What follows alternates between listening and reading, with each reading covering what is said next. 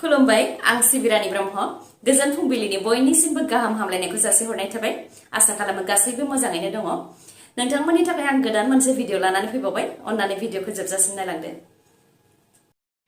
चिरां जिल्लानि खराइबारियाव आयेन बेरेखायै हाग्रा सिफायनानै न' लुनानै थानायफोरखौ होखारदों हाग्रा बिफान पुलिस आरो एसएसबीआ जथायै चिरां जिल्लानि रुनिकाटा हाग्रा खोन्दोनि सिङाव थानाय खराइबारियाव आयेन बेरेखायै हाग्रा सिफायनानै न' लुनानै थानायखौ होखारदों बे हाग्रायाव खमैबो गं 30सो नखरा आयेन बेरेखायै न' लुनानै थादोंमोन सिगांनि समनिफ्रायनो खनले बे हाग्रा ओनसोलाव आयेन बेरेखायै न' लुनानै थानायफोरखौ हाग्रा बिफाना हेंथा होदोंमोनब्लाबो बिथांमोनहा मानियालासे न' लुनानै थादोंमोन होननानै मिथिहोदों रुनिकाटा रेन्जनि रेन्जार जसमानिक मुसाहारि बिथाङा लोगोसे बिथाङा मिथिहोबावदों दि बे हाग्रा ओनसोला मैदेर थाग्रा जायगा थांनाय बावैसो सान सिगांबो देवस्रि ओनसोलाव मैदेरनि गाग्लोबनायजों सासे सुबुंनि जिउ खहा जादों होननानैबो मिथिहोदों सोरखारा होनाय आयेन बायदियै हाग्रा एवस्रांनाय आरो आयेन बेरेखायै हा आवग्रिनायफोरखौ होबथानो हायाखैब्लाबो 90% दंफां खावनायखौ होबथानो हादों आरो उननि समाव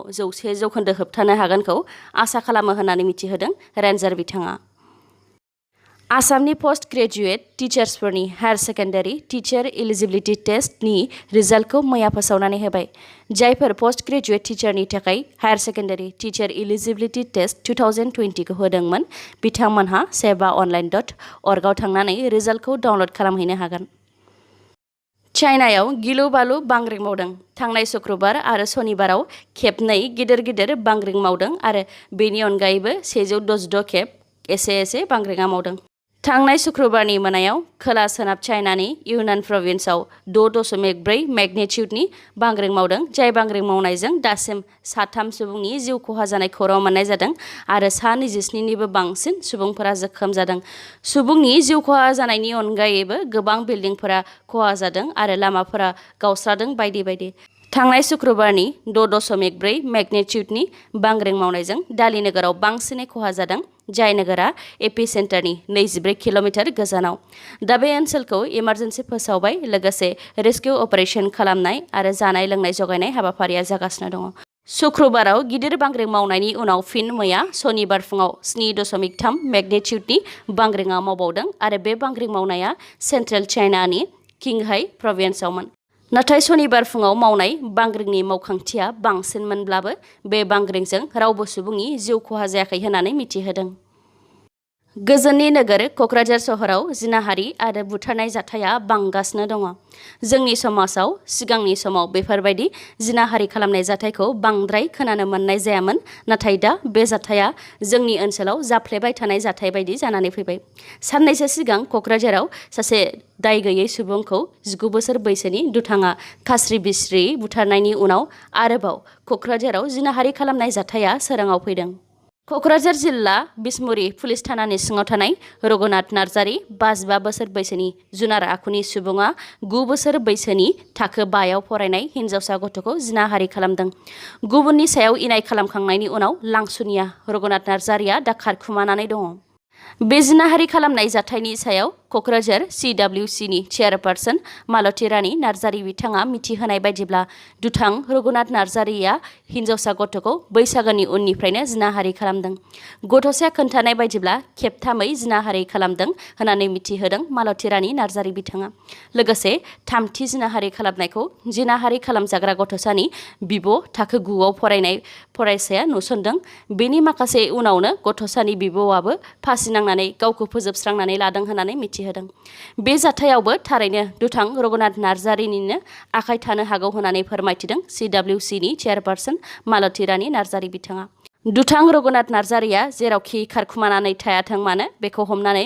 गोख्रों साजा होनांगौ होननानै बुंथिदों मालती रानी नार्जारी बिथाङा क'क्राझारनि CWCनि अनगायैबो क'क्राझार एबसुआबो बे जिनाहारि जाथायखौ थारैनो जोबोद दुखुनांथाव आरो मुगैथाव होननानै फोरमायदों लोगोसे थाबैनो दायनिगिरि रघुनाथ नार्जारीखौ हमनानै जाथायनि सायाव नायबिजिरनानै गोख्रों साजा होनांगौ होननानै दाबि खालामदों मख'नो गोनांदि थाखो 5आव फरायनाय हिन्जावसा गथ'साजों जिनाहारि जानाय जाथाया सोराङाव फैनायनि सिगां थांनाय 14 मेआवबो सरायक'ला ओनसोलाव सासे कलेजाव फरायबाय थानाय फरायसाया जिनाहारि खालामजाखांनायनि उनाव गावनि जिउखौ फोजोबस्रांनानै लानो नागिरदोंमोन होननानै मिथिहोदों क'क्राझार CWCआ।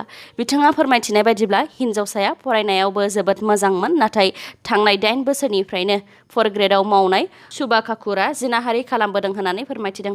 दायनिगिरिया दा हमजाबाय, नाथाय हमजानायजोंल' जानाय नङा, गोख्रों साजा होनायाबो गोनांथि, नङाब्ला बेबायदि दायखौ मावनो गिनाय नङा होननानैबो फोरमायथिदों बिथाङा।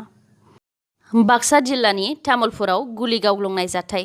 तामुलपुर महकुमानि सिङाव थानाय पाटकिजुलि ओनसोलनि कालाझार गामियाव UPPLनि सासे गोख्रों दैदेनगिरि आरो मिरु UPPLनि नेहाथारि कादेश मुसाहारिनि न'नि लांगोनायाव सिनाय मोनै दुथांफोरा गुलि गावग्लुंदों।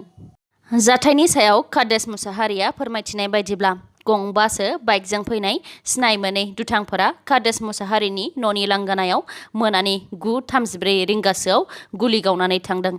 बे जाथाय जानाय लोगो लोगोनो तामुलपुर पुलिसनो खौरां हरदों आरो तामुलपुर पुलिसा जाथाय जानाय जायगायाव फैनानै नायबिजिरनाय खामानिखौ मावफैदों। लोगोसे UPPLनि माखासे दैदेनगिरिफोराबो जाथायनि सायाव खौरां लाहैदों आरो थाबैनो दायनिगिरिनि हेंथायै गोख्रों राहा लानो थाखाय खावलायदों, जाहाथे बिटिआर ओनसोलाव हाथियार दिन्थिनानै आरो गुलि गावनानै सिगि सग' खालामनाय जाथाया जानो खाबु मोना। बे गुलि गावनाय जाथायखौ कादेश मुसाहारिया राजखान्थिजों लोब्बा थानो हागौ, नङाब्ला बिथाङा अदेबानि कादेश मुसाहारिया UPPLनि अफिस सेक्रेटारि, बेनिखायनो टेन्डार, कुइरि बेफोरबायदि पेपार वार्कखौ बिथाङा सामलायो, बेनिखायनो बेफोरजों लोब्बा लाखिनानै सोरबा गाग्लोबदों जानो हागौ होननानैबो मिथिहोदों। दान मोनसे आलफा उदखारिजों लांखारजानाय रितुल सइकियाया आलफानि आखाइनिफ्राय उदां जानानै मैया गावनि आंगो न'आव सफैबाय। मैया मोनाबिलि 7:30 रिंगासोआव जरहाटनि बारहल्ला ओनसोलनि नांगल गामियाव बिथाङा गावनि न'आव सफैदों। दान मोनसे लांखार जानायनि उनाव मैयासो उदां जाबोनो हानाय रितुल सइकियाखौ गामिनि रायजो राजाफोर आरो न'खरनि सुबुंफोरा गोसो गुदुङै बरायदों। लोगोसे बिथां रितुल सइकिया फैनायनि खुसियाव न'खराव जानाय लोंनाय, रंजानाय बायदि हाबाफारिबो खालामनाय जादों। मख'नो गोनांदि रितुल सइकियाखौ आलफाया भारत म्यानमार सीमा नागालेन्डनि मन जिल्लायाव मैया फुंनि 7:10 रिंगायाव हगारलांदों आरो बेनिफ्राय आसाम राइफल आरो आसाम पुलिसा बिथां रितुल सइकियाखौ नागालेन्डनिफ्राय आसामसिम लाबोदों। आलफा थाग्रा जायगानिफ्राय नागालेन्डनि मन जिल्लासिम फैनो थाखाय बिथाङा गोलाव सान सिगांनिफ्रायनो हाग्रा थाबायबोदों होननानै खोन्थादों। थाबायबाय थानायाव बबेबा ससेयाव 2 घन्टासो थाथ'यो, बेनि उनाव फिन थाबायफिनो होननानैबो फोरमायथिदों बिथाङा। मख'नो गोनांदि थांनाय 21 एप्रिलाव शिबसागर लाखुवानि अइल फिल्डनिफ्राय रितुल सइकियाजों लोगोसे गासै 3 ONGCनि मावथिफोरखौ आलफाया लांखारदोंमोन। बेनि उनाव इन्डियान आर्मि, नागालेन्ड पुलिस आरो आसाम पुलिसा आलफाफोर थानाय जायगायाव अपारेशन खालामहैदोंमोन आरो 2 ONGCनि मावथिफोरखौ रैखा खालामनानै लाबोनो हादोंमोन। नाथाय रितुल सइकियाया आलफानि आखायावनो थाबोदोंमोन। दा रितुल सइकिया बिथाङाबो आलफानि आखाइनिफ्राय उदां जाबोनो हाबाय। रायजोआव आबुङै लकडाउन होआखैब्लाबो लकडाउन बायदिखौनो बुंजायो। COVID-19नि गोसारनायखौ होबथानो थाखाय रायजोआव गोख्रों आयेन बानायनाय जादों, जाहोनाव गोबां फिसा खामानि मावग्राफोर आरो बेफार फालांगि खालामग्राफोरनाव रांनि आंखाला नुजाथिदों। बे समावनो बङाइगाव पुलिसा बङाइगाव जिल्लानि अभयापुरीनि तुपकाझार गामिनिफ्राय नोगोद नंखाय रां हमनो हादों। हमनो मोननाय नंखाय राङा गासै 1,86,800 होननानै बङाइगाव पुलिसा मिथिहोदों। बङाइगाव पुलिसा बे जाथायनि सायाव नंखाय रांखौ हमनायजों लोगोसे सासे सुबुंखौ हमदों आरो सुबुंखौ गावसोरनि आखायाव लानानै सोंनाय फिनाय लागासिनो दङ होननानैबो मिथिहोदों। कर'नानि गिख्रंथाव थासारिनि समाव आसाम पुलिसा मोनसे बाख्नायजाथाव थांखि लादों। रायजोनि बैसोगोरा सुबुंफोरनि मददनि थाखाय आसाम पुलिसा मोनफ्रोमबो जिल्लानि थाखाय हेल्पलाइन नाम्बार फोसावदों। आसाम पुलिसा ससियेल मिडियायाव फोसावनाय बायदिब्ला बैसोगोरा सुबुंफोर जाय हारसिङै थायो बिथांमोनखौ लकडाउननि समाव COVID-19 भेक्सिन लानो थाखाय लांलाय लाबोलाय खालामनाय, सानफ्रोमबो बाहायनायाव गोनां जानाय मुवा बेसाद आरो मुलिफोर होफैनाय आरो हारसिङै थानाय बैसोगोरा सुबुंनि देहानि थासारिखौ खौरां लाहैनाय बेफोरबायदियाव आसाम पुलिसा मदद खालामगोन।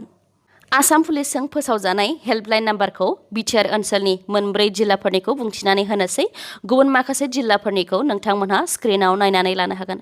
बाक्सा जिल्लानिया 70025420227, गुबुन मोनसेया 6026900126, चिरां जिल्लानिया 9401347035 आरो गुबुन मोनसे नाम्बारा 6026900319 क'क्राझार जिल्लानिया 6026900824 आरो गुबुन मोनसे नाम्बारा 8822916984 उदालगुरि जिल्लानिया 7002584071 आरो गुबुन मोनसेया 8134852559 अरुणाचल प्रदेशनि चांगलां जिल्लायाव आसाम राइफल आरो national socialist council of Nagaland NSCN नि गेजेराव मैया गावलायलायनाया जादोंमोन। बे गावलायलायनायाव आसाम राइफलनि सासे सल्जारनि जिउ खहा जादों आरो सानै सल्जारा जोखोम जादों। रिपर्टनि बायदिब्ला अरुणाचल प्रदेशनि चांगलां जिल्लायाव NSCN उदखारिफोर थानायखौ खौरां मोननानै रैखाथि बिफाना फुंनि 8:30 रिंगासोआव अपारेशन खालामहैदोंमोन। बेयावनो मोगा-मोगि जानानै रैखाथि बिफान आरो NSCN उदखारि हान्जानि गेजेराव गावलायलायनाया जादों। बे गावलायलायनाय जाथायजोंनो सासे सल्जारनि जिउ खहा जादों आरो सानै सल्जारा जोखोम जादों। चिराङाव आयेन बेरेखा बारमि सुपारिजों लोगोसे गासै 9खौ हमनो हादों।